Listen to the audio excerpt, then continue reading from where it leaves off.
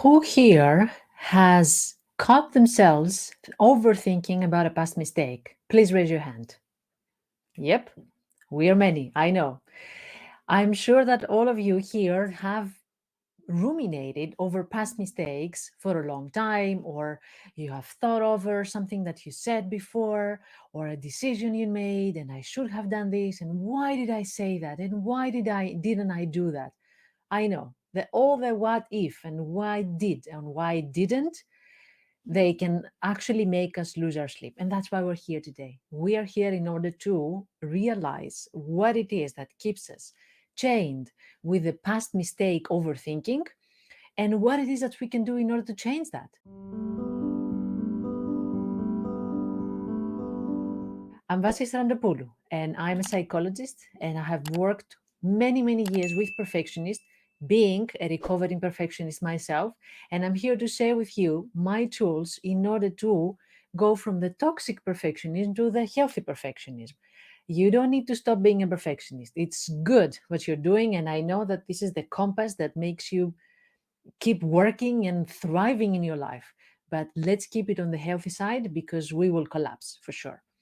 Let's go to our topic. First, let's understand why we're overthinking. I'm going to give you some of the reasons you probably know, but some of the reasons probably you haven't heard before or haven't thought before. So, first of all, we are thinking about the past mistake because there's in this machine that is called brain, there is a function. We need to fix it. How can we fix it? And we keep thinking over and over again so that we can find a way that we can change the negative result into a positive. That's what we hope that will happen. However, sometimes what's done, it's done. We cannot reverse it. We cannot change it. It's done. It's said. It was not said, or it was seen by other people. We cannot reverse it. We cannot take it back. And yet, our brain wants us to overthink about it so that it hopes that it will be fixed. That's why our brain keeps thinking about it. Our brain is a solution finding machine, it's a problem fixing machine. Our brain doesn't understand that it's over. No, our brain will keep thinking over and over until we find a solution. And our brain doesn't understand that, it's done, dude. It's fine. You don't need to try anymore. Fine. It's over.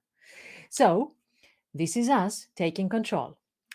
So one reason is that we hope that we're going to fix it. Another reason is that, and it's totally understandable, this reason, we want to understand what happened, what went wrong. That's very valid reason. I want to understand what went wrong. However, what happens with the rumination and the overthinking is that we lose this thin line which distinguishes between I want to understand what went wrong and I don't believe it and I want to keep digging and repeating it to myself. Look what you did, look what you did, look what you did. We miss this thin line, right? On the one side, I know what went wrong. On the other side, maybe there's more to it. Let's keep digging. Let's find more. Let's find more. I don't believe it, again and again and again. Another reason is that we want to make sure that we will not repeat it. Very valid reason. I want to understand what went wrong, what I should have said or should have done, so next time in the future, I'm not going to repeat it. Another valid reason. Fantastic. And yet, our brain doesn't stop there and it keeps repeating us. Remember, remember, remember what you need to do next time. Last but not least, the reason that sometimes we unconsciously do and we don't understand that this keeps us into overthinking. You made a mistake and then you feel like, okay, I need to understand the lesson learned from this mistake and then move on. Let go and move on. However, something doesn't feel good about it. Okay, and then what? There's no punishment for my mistake? No, no, it will not be that easy for me. No. So in a very deep, deep, deep level, we keep ruminating and overthinking and losing our sleep because there's something in us that feels that we need to be punished for this mistake. We need to suffer a little bit for this mistake, right?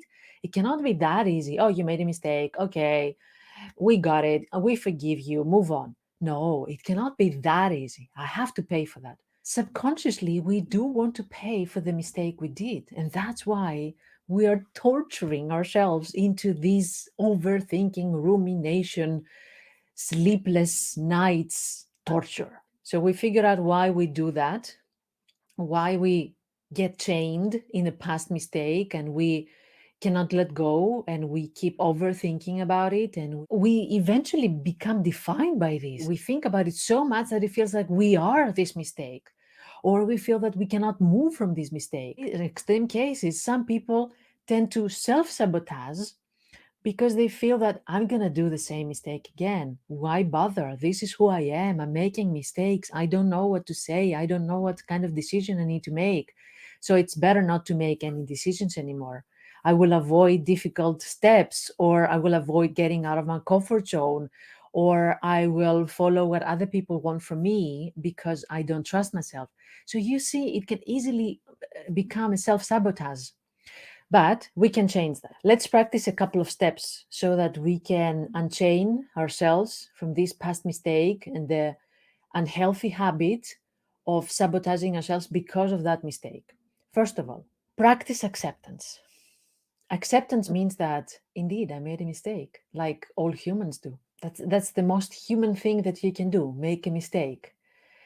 It doesn't mean that I allow myself to always make mistakes, or I will sit back and allow mistakes to happen. No, it means that I see myself as something equal as other human beings. I am not something different than other people. I am entitled to mistakes. I am the same as other people. Nothing different in me that makes me infallible. That's what we mean with practice acceptance. Practice what we call in mindfulness a common humanity. We are all together in this. I have made a mistake. You've made a mistake. They have made a mistake. We all have made a mistake. A mistake? Mistakes. Sorry, a mistake is wrong. Mistakes that we couldn't avoid, or we didn't know better back then. Practice acceptance. Yes, I made a mistake. I know I made a mistake. I accept that I made a mistake without that meaning that I quit, right? The second thing, we find it difficult to accept a mistake because it makes us feel embarrassed about ourselves. So, the second thing that we're going to work with is shame. I am so upset about this mistake because it activates shame in me. And the idea that probably other people have of me now that I made a mistake, or the fact that I failed myself in comparison to the perfect image that I have of myself. I failed myself. I feel ashamed for failing myself, or I feel ashamed for having failed somebody else. So, dealing with shame means that I differentiate myself from what I do, between what I do and who I am. I made a mistake doesn't mean that I am a mistake. I made a mistake doesn't mean that this is who I am. This is all I am, a mistake. I am more than my mistake. Focusing on dealing with the shame is what will take us a step further.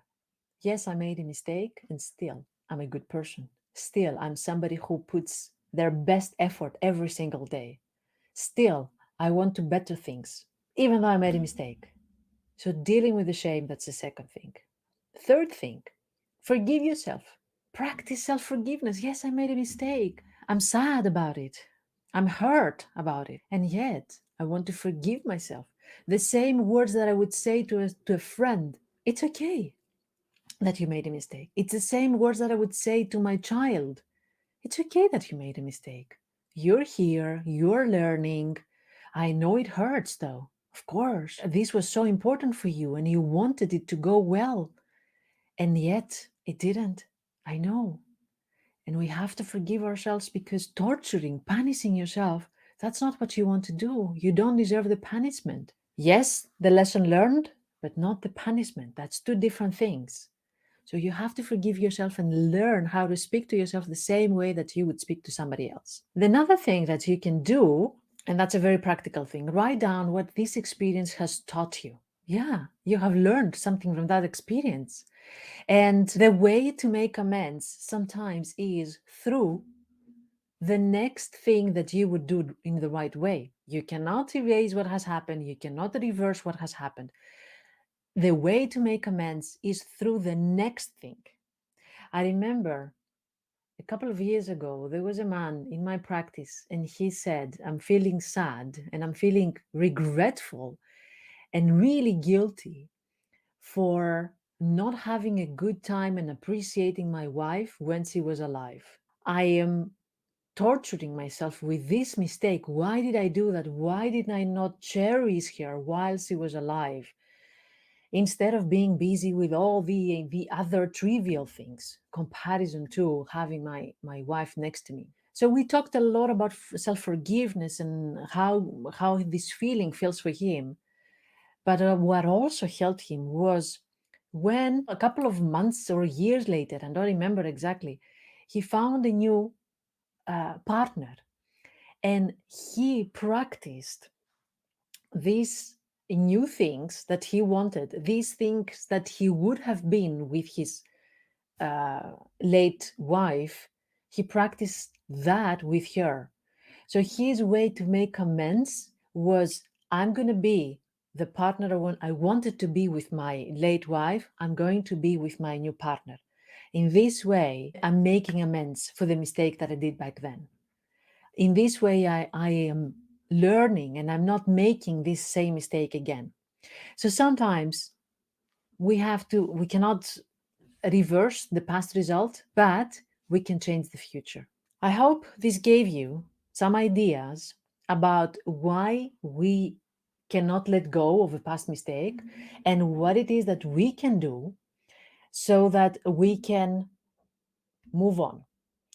And don't forget, we we are changing through emotional strategies, but also practical strategies, writing down the things that you want to do next, what it is that you want to change next time, the lesson learned, so that you don't keep them in your head.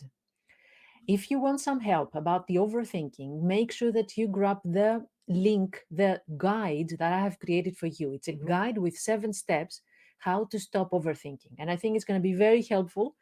I made it in one page so that you can actually print it and have it next to you every time you're overthinking. Just go there and look at the tip.